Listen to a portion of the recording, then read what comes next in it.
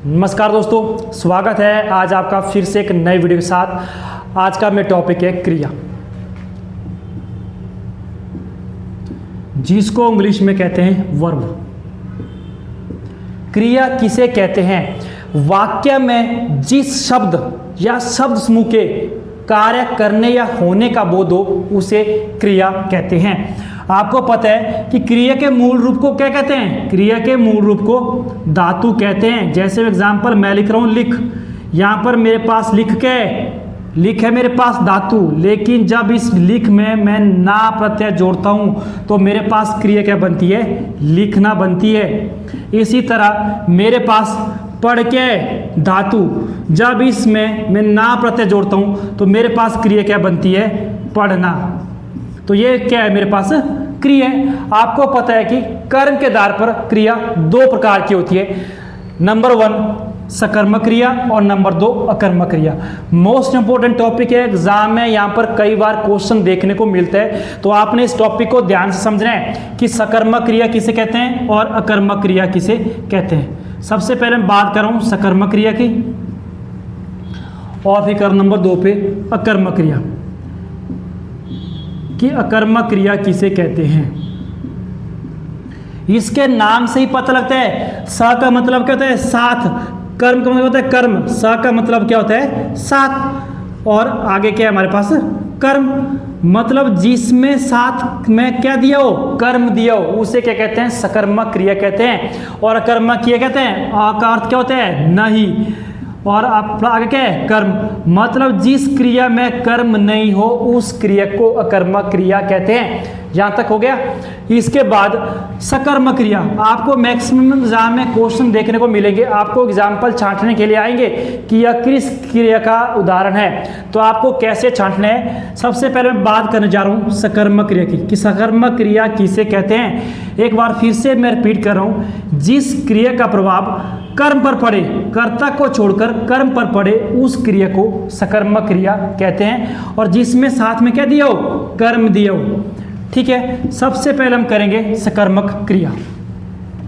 सकर्मक क्रिया की एक हमारे पास ट्रिक है कि हमने इसमें वाक्य को कैसे पहचानना है कि यह सकर्मक क्रिया है कि अकर्मक क्रिया है। ट्रिक हमारे पास क्या है? आपने क्रिया के साथ प्रश्न करना है, क्या और किसको। अगर आपको वाक्य में क्रिया के साथ क्या और किसको लगाकर उत्तर मिलता है तो वो कौन सी क्रिया होगी? वो होगी आपकी सकर्मक क्रिया। जैसे मैं एग्जांपल लिख रहा हूं, राम आम खाता है। राम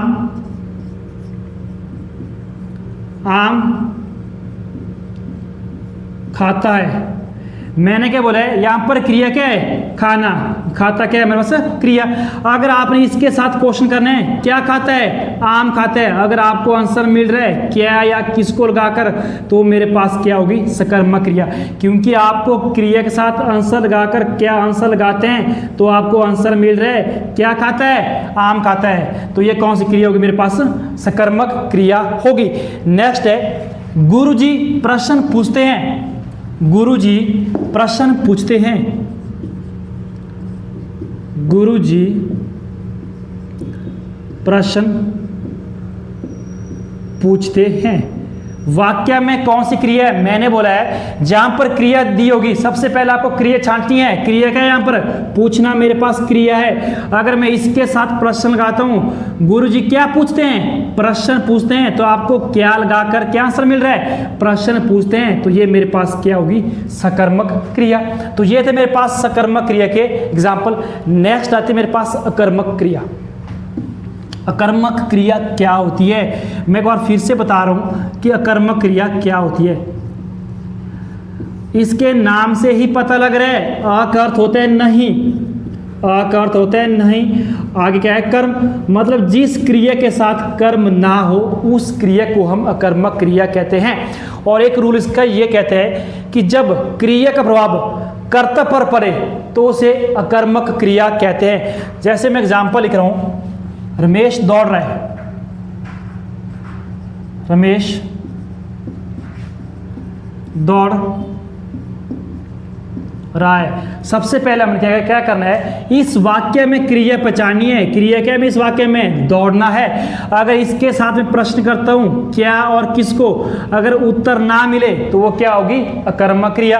अगर मैं प्रश्न यहाँ करता हूँ क्या या किसको, मुझे उत्तर नहीं मिल रहा है, मतलब इस क्रिया में कर्म नहीं है, तो इस क्रिया का प्रभाव किस पर पड़ रहा है, क्या दौड़ रहा है, रमेश दौड़ रहा है, तो मतलब इस क्रिया का प्रभाव डायरेक्ट कर्ता पर पड़ रहा है। तो यह कौन सी क्रिया होगी, यह होगी अकर्मक क्रिया। नेक्स्ट एग्जांपल है, चिड़िया उड़ रही है। चिड़िया उड़ रही है, चिड़िया उड़ रही है। इस सबसे पहले मैंने क्या बोला, सबसे पहले आपने देख रहे हैं कि वाक्य में क्रिया कौन सी है, क्रिया क्या है। ठीक है, इस वाक्य में क्रिया है उड़ना।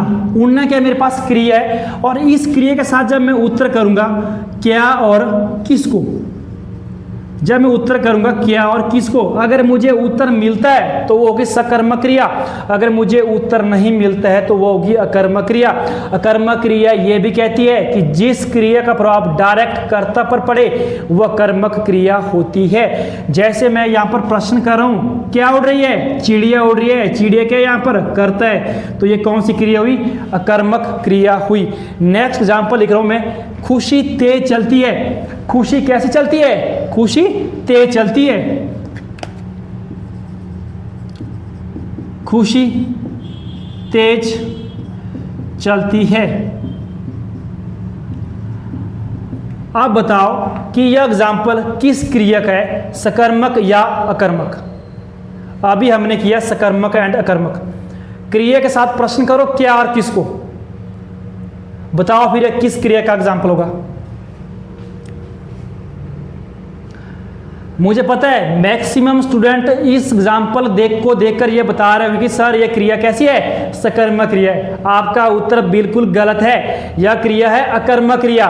खुशी तेज चलती है, वाक्य में क्रिया क्या है, सबसे पहले क्रिया छांटनी है। क्रिया क्या है, चलना। चलना क्या है मेरे पास, क्रिया है। क्योंकि तेज क्या है, विशेषण है, मतलब ये एक ही वाक्य है।